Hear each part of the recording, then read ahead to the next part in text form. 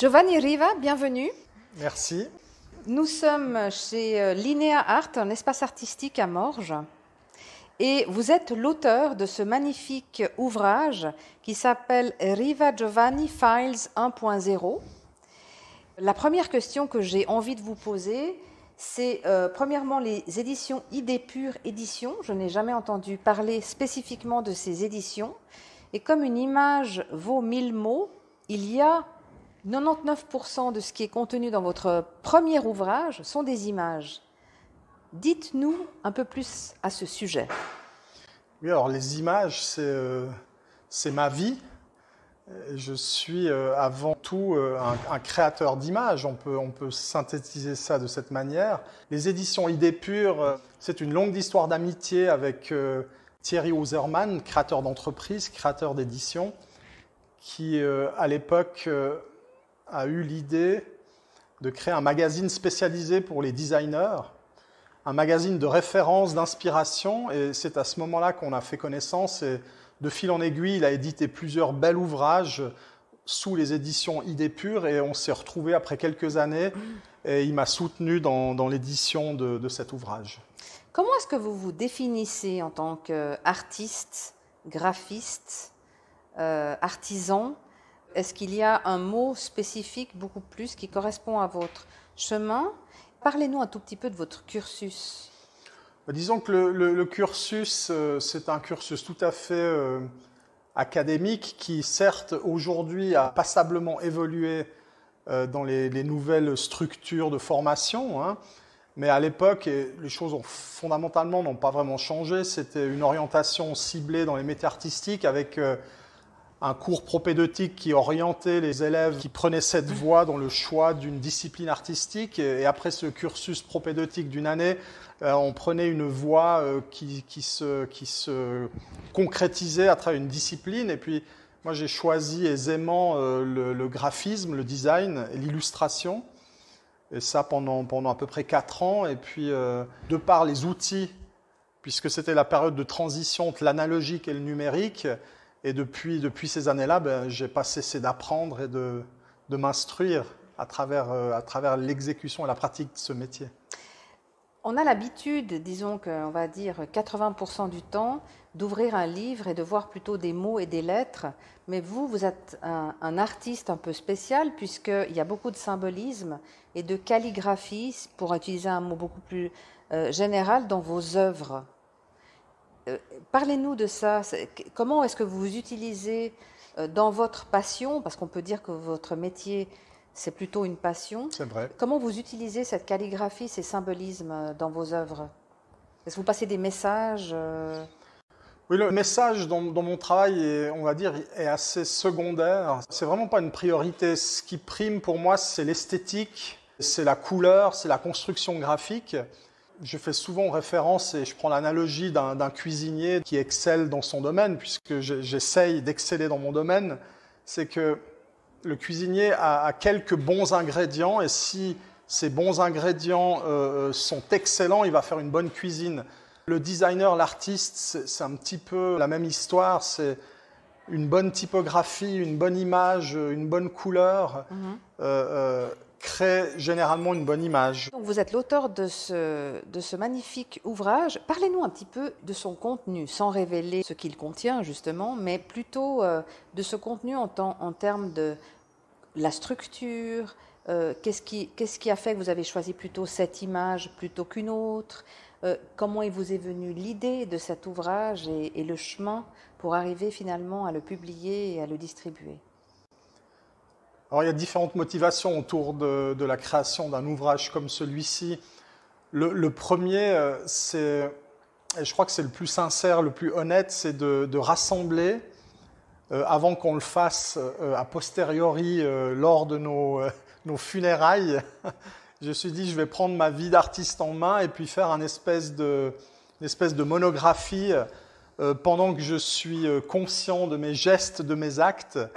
Et j'ai eu du plaisir à réunir toute une période de création autour. En fait, je considère que c'est un livre d'images parce que déjà, c'est mon univers, c'est mon métier, ma passion de créer des images, de l'iconographie, de jouer avec elles. Et tout au long de ce livre, on découvre des choses jamais éditées autour de la création de l'image. Maintenant, il est quand même divisé en 3 secteurs bien distincts. La partie introductive, c'est quelques écrits, quelques témoignages de proches, de clients, de gens avec qui j'ai avancé dans la vie professionnelle. Ensuite, il y a une présentation de mes différentes approches créatives dans mes recherches artistiques, dans mes réalisations artistiques. Ensuite, au milieu, je révèle des esquisses que je fais régulièrement dans des carnets de croquis. Là, il y a à peu près une sélection d'une centaine d'esquisses de ces 10, on va dire 10 dernières années, que j'extrais de mes carnets d'esquisses. Et puis, la dernière partie, c'est de nouveau une partie en images des collaborations faites dans les milieux institutionnels, à travers mes clients, où je crée des passerelles entre mes expériences artistiques et des supports de communication au service de mes clients. D'accord. L'inspiration, c'est comme les écrivains, vous avez besoin d'être dans un état d'esprit ou un état émotionnel particulier, ou est-ce que vous êtes plutôt quelqu'un, entre guillemets, de mental, ça veut dire que vous avez une discussion, tout d'un coup vous avez une idée qui apparaît et puis pouf, vous créez? Alors, j'ai pas comment dire, c'est très difficile de faire une introspection, une auto-analyse sur son processus créatif. En fait, c'est plus facile de parler du processus que de l'émergence et puis de la naissance d'une idée. Une idée, c'est par définition immatériel. Donc c'est très difficile à expliquer comment elles viennent, quelles sont les inspirations. Je pense que c'est lié à un phénomène, en fait, la génération d'idées. En tout cas, en ce qui me concerne, c'est la nourriture quotidienne. Et puis ma nourriture quotidienne, c'est au maximum utiliser mon temps à regarder des belles choses, à m'instruire à travers la vie d'autres artistes que j'admire, à travers des designers, à travers l'esthétique d'une collection de mobilier, d'une collection de textiles, d'une collection de motifs dans le textile. Je veux dire, tout ce qui touche à la création est source d'inspiration. Donc, dans la mesure où on focalise notre énergie sur cette nourriture, forcément, on est toujours apte à retransmettre et puis à réinterpréter toute cette nourriture en créativité. Ça, en tout cas, c'est mon point de vue, c'est comme ça que je l'explique. D'accord. Est-ce que vous êtes plutôt un artiste digitalisé, dans le sens que vous utilisez beaucoup plus un ordinateur, pour ne pas citer de marque, que vos mains? Est-ce que c'est un mélange des deux? Est-ce que, d'après vous, la définition d'un artiste, c'est vraiment utiliser ses mains, dans la mesure où un pinceau, un stylet, enfin peu importe? Alors les choses sont assez claires et assez précises. J'ai la chance d'être entré dans la vie professionnelle à travers un métier passion qui était le graphisme, le design. Et c'était une période en pleine transition entre l'analogique et le numérique. On a connu les premières versions de Photoshop, les versions bêta, et forcément, en amont, nous avions expérimenté, en tout cas j'avais expérimenté dans le métier des tables où on arrivait le matin dans notre agence de communication, on avait des immenses tables avec de la peinture, des stylos, des papiers, des collages, on découpait, on collait. On était dans cette dynamique-là dans nos métiers. Et au fur et à mesure, les tables se sont épurées, la machine a grandi puisque tous ces outils ont commencé à être intégrés dans la machine. Et au final, c'est devenu un changement d'outillage, c'est tout. Mais je pense que notre génération, on a eu la chance d'apprendre le métier d'une manière traditionnelle. Et aujourd'hui encore, j'ai eu la chance, toutes ces dernières années, de former beaucoup de jeunes. Je mets un point d'honneur à leur transmettre l'importance de gratter du papier, de coller, de couper, d'apprendre le dessin. C'est comme la musique, à un moment donné, il y a des bases qu'il faut assimiler pour pouvoir après librement s'exprimer. Le dessin, l'apprentissage de la matière, c'est la même, mais la dualité est très très forte aujourd'hui face à la séduction de l'outil. Cette fausse croyance liée à la technologie qu'on a, qui parfois prend le dessus sur la raison, et puis la raison, c'est d'apprendre les bases du métier à travers le dessin académique, à travers l'esquisse, le croquis, Et ça, c'est des choses qui, à mon avis, seront et resteront immuables. Vous êtes donc, comme vous venez de l'évoquer, dans la transmission à la jeune génération. Est-ce qu'il faut un talent naturel ou bien il faut être juste passionné par ce qu'on fait? Quand vous prenez un jeune qui est en train d'apprendre, est-ce qu'il y a un talent naturel à la base, comme l'écriture, ou est-ce qu'il faut juste être passionné? Alors c'est comme tout dans la vie, il y a plein d'expériences de vie diverses et variées qui mènent et qui amènent à ces métiers. Maintenant, encore une fois, il n'y a pas de constante, il n'y a pas de chemin prédéfini ou de façon d'arriver à ces métiers. Forcément, d'une manière puérile et inconsciente, les jeunes qui s'approchent de ce métier, c'est souvent des jeunes qui aiment la création, qui aiment dessiner. D'une manière simple, c'est souvent le lien le plus fréquent, c'est celui-ci. Après, l'importance capitale, c'est notre entourage, c'est le contexte familial, c'est le contexte où on s'éveille au monde créatif. Et si on a la chance d'avoir autour de nous des membres de la famille, des parents qui sont dans des métiers de création, forcément, ça aide à s'approcher de ces métiers. Voilà, sinon, il n'y a pas de choses préétablies, de façon d'aller à ces métiers d'une manière classique ou spéciale. J'ai envie d'aborder le Giovanni de 10 ans qui dessinait sur tous ses cahiers, qui impressionnait ses professeurs, jusqu'aux aux 2 dernières questions que j'aimerais aborder avec vous. Vous vous êtes révélé à vous-même comme artiste, c'est comme ça que vous avez choisi votre passion, votre chemin, votre métier. Parlez-nous un tout petit peu de ça. De toute façon, au départ, comme je vous l'ai évoqué, c'était un métier passion qui a nourri cette créativité. Et puis après, c'est avec le parcours de vie, au fur et à mesure, on a envie de se révéler, on a envie de s'exposer. Mais ça, pour ma part, c'est venu avec on va dire pas un long travail, parce que ça n'a pas été une obsession, c'est venu tout à fait naturellement, il y a quelques années, il y a 7-8 ans. Ouais. Premières expériences d'exposition, premières envies de le faire déjà, parce que ça doit passer par là. On passe du jeune garçon de 10 ans qui justement s'est révélé au Montreux Jazz Festival, qui a été un des derniers gros projets. Parlez-nous un peu de ce partenariat exceptionnel.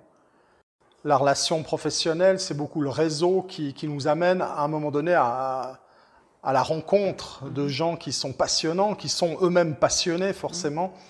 Pendant 49 ans, ils ont eu tout un conseil de fondation, tous des gens bien instruits, bien cultivés, qui allaient, avec la force de Pierre Keller et son réseau planétaire, ils avaient la possibilité d'aller chasser, d'aller inviter n'importe quel artiste de renommée internationale pour venir signer cette affiche.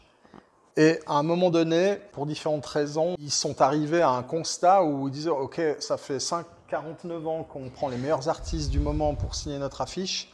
Maintenant, on est face au 50e anniversaire, qu'est-ce qu'on va bien pouvoir faire ?» Et tout d'un coup, je suis arrivé à travers ces tensions qui me sont parvenues par personnes interposées, où ils étaient face à un dilemme à choisir. Et puis,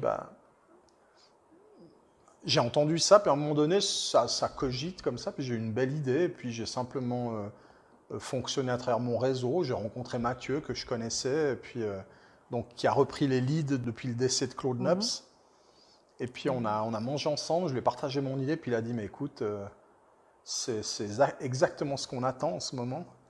Donc finis ton dossier, tu me l'envoies, puis moi je le présente au conseil de fondation, et puis ça nous enlèvera une belle épine du pied. » Puis tout de suite, il y a eu l'unanimité, et puis tout le monde a applaudi pendant la présentation du conseil de fondation, et puis le choix a été délibéré et fait, puis on s'est engagé pour presque 1 année et demie de projet.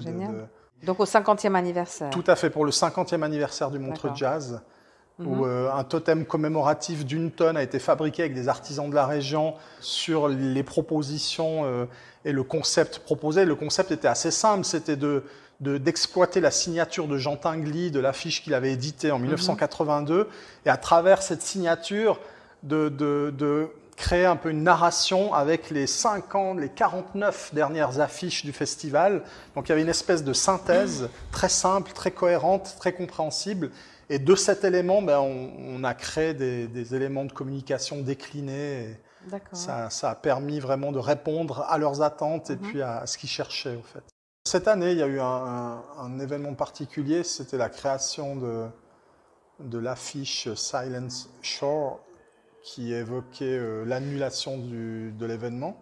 Ils ont demandé à 20 artistes qui ont participé à la création des affiches ces dernières années, 20 artistes du monde entier, si vous voulez jouer le jeu, créer une affiche officielle du festival annulé. Et on a joué le jeu et ils ont une collection maintenant unique d'affiches faites par des artistes du monde entier qui évoquent après 53 ans, la première fois de l'existence du festival qui est annulé, comme beaucoup d'autres. Hein. Et puis ça a créé un événement culturel, un événement autour duquel ils ont pu communiquer, ils ont pu construire. Et puis les affiches collector sont en vente sur le...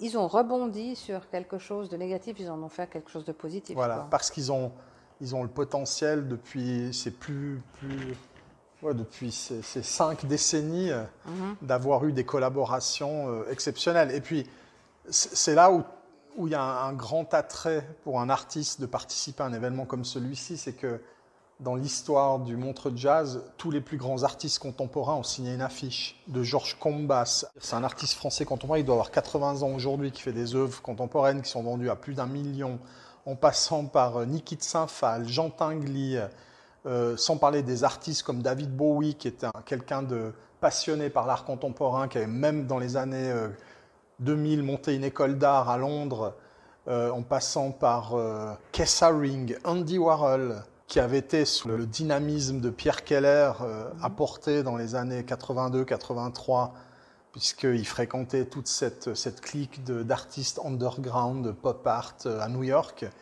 Il les a même amenés au Montreux Jazz. Donc ça veut dire qu'à un moment donné, si on a la chance, d'une manière ou d'une autre, de pouvoir signer une affiche de Montreux Jazz, pour un artiste, c'est très important. Et puis, ça booste beaucoup plus une carrière qu'un prix. Oui, je pense que ça m'a apporté. Oui, bien sûr, ça m'a apporté beaucoup dans mon... c'est une sacrée référence. Hein. Oui, c'est une belle référence. Après, moi, c'est peut-être un problème que j'ai d'héritage protestant, culturel, judo-chrétien ou que sais-je, d'être dans l'intimité, dans l'introversion. Non, c'est pas l'intimité, c'est la discrétion. Dans la discrétion, on rase les murs, on fait pas trop. Oui, il faut pas faire trop de bruit. Je suis un communicant de profession. Je conseille et je procure des campagnes de communication percutantes et efficaces pour mes clients. Mais pour moi-même, je suis pas très... Mais on dit que le cordonnier est toujours le plus mal chaussé. Oui, hein. Mais peut-être. Mais je me contente un peu de ça. Et puis avec les années, avec la persévérance, avec la maturité qui vient, les choses se mettent en place d'elles-mêmes un petit peu. Comment on vient à devenir un artiste sélectionné par le Montreux Jazz? Ce sont des rencontres, du réseau, ou est-ce qu'il y a un concours, c'est le fruit du hasard? Comment ça se passe? C'est tout ça en même temps. D'accord.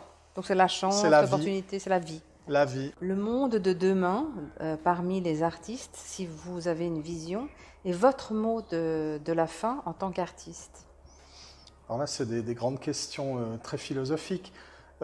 Maintenant, moi, je pense que dans le contexte actuel, au même titre que les gens ont besoin de s'attacher à des objets, à des choses qui ont de la valeur, on parle de valeur refuge, hein. Je pense que l'art remplit cette fonction. Ça conforte tous les artistes de persévérer parce qu'on est dans un monde vacillant et puis l'art apaise, l'art fait du bien. Le beau, en général, fait du bien à l'espèce humaine, et ça, c'est pas moi qui l'ai inventé, hein, ça existe depuis la nuit des temps, donc ça, c'est le message d'espoir. Et puis après, ma vision pour le futur, c'est on est malgré tout, même si on est dans un monde de souffrance, on est dans un monde de plus en plus créatif. Et Dieu merci, les métiers de la création, sur des schémas techniques qu'on présente, sont les métiers qui vont être le moins et qui ne pourront pas être remplacés par l'algorithme. Donc c'est aussi réjouissant. D'accord. Giovanni Riva, on vous remercie infiniment de cette interview passionnante.